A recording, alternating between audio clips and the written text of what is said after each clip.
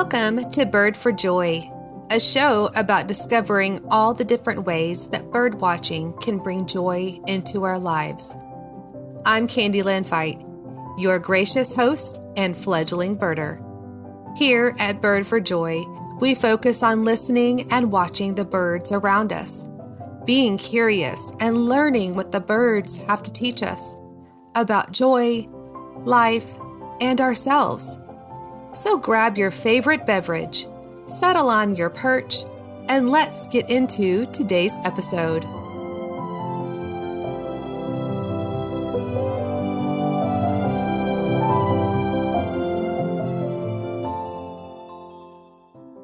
Hello, Birdiful listeners. I hope this episode finds you happy, well, and enjoying the fall bird migration season. Here near the Gulf Coast region of Texas, we have the unique experience of being the last stop to rest and refuel for many bird species who then continue on their destinations to Central and South America. Daily, a new species of bird pops up on my Merlin Bird ID app. It is such an exciting time. Getting eyes on these travelers doesn't always happen for me, but just hearing them here in my neck of the woods is such a cool experience.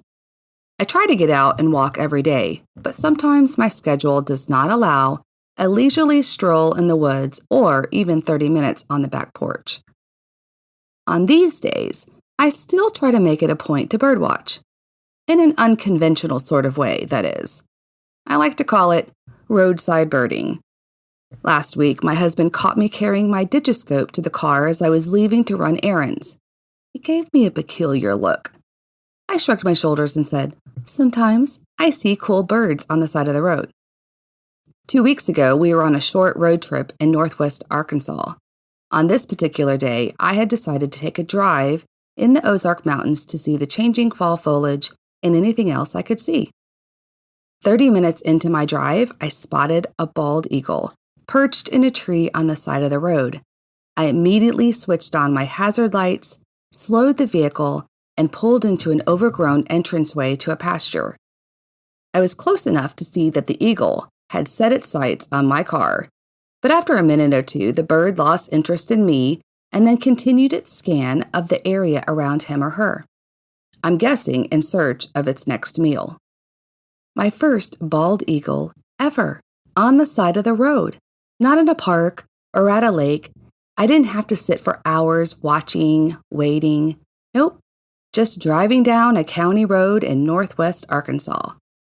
Since then, I have roadside spotted so many great birds, including a great blue heron twice, a red-shouldered hawk perched on a fence post, several scissor-tailed flycatchers, and 2 crested caracaras. Now, if I could only remember to pack my scope every time I leave the house. Oh, and maybe get a bumper sticker that says, "Caution, I brake for birds." Here are a few things to consider when roadside birding. Pack your camera or equipment, even if you're just running errands. You never know what you're going to see. Bring your field guide for identification or a notebook to make notes. Practice with extreme caution. Remember, you are driving. If you do spot something interesting, remember safety for you and other drivers is top priority. So, find a place to pull over, hopefully completely off the road, and be mindful of private property. Don't cross fences. It's best if you can remain inside your car. Keep an appropriate distance from the bird itself. You don't want to spook the bird. If the bird notices you, you're probably too close. Either back away slowly or remain very still until the bird resumes its natural behavior. It's so important for us to respect nature. And last, it's not a good idea to report any species you see on the side of the road to eBird or any other social site for safety reasons. You can capture the moment in a photo if you must, but announcing it on social media is probably not a great idea. Let the moment be a unique and rare experience between you and nature. It doesn't have to go social to be special. Thanks for tuning in, y'all. If you are enjoying the show, I would love it if you would follow or subscribe, rate, review, and then let others know about the podcast so we can continue to build a community of like-minded birders. A big shout out to composer Jonathan Boyle for his cheerful show music called Plucking Happy. The spoken lyrics were written and read by me, and the full version with lyrics will follow this episode. Until next time, stay chirpy, my friends, and get outside, feel the sun upon your face and the wind in your hair, and bird for joy's sake. Bird for joy's sake, when you're needing more, a new beginning, feeling lost, alone, or blue, go into nature. Stroll to the melodious tunes of birdsong. Let it refresh your soul, fill your heart, lift your spirits. Yes, bird, for joy's sake. Witness the winged wonders, flitting, fluttering, playing hide and tweet. Is there anything else so sweet? I think not.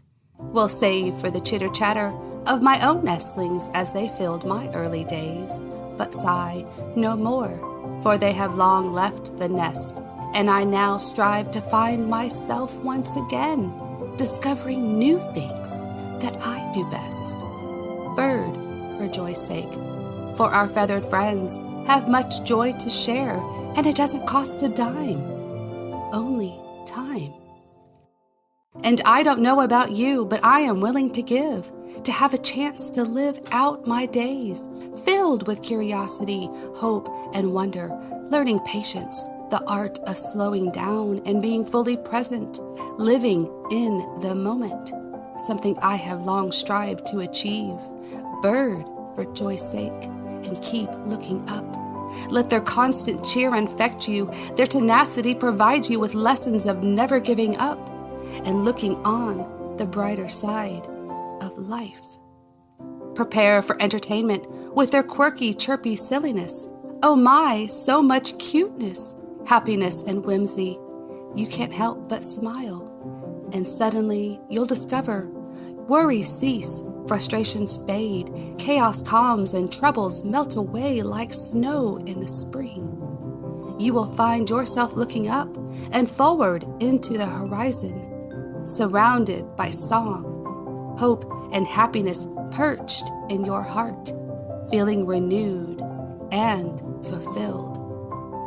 Go out into nature, take a stroll, let the avifauna rejuvenate your soul, and bird, for joy's sake.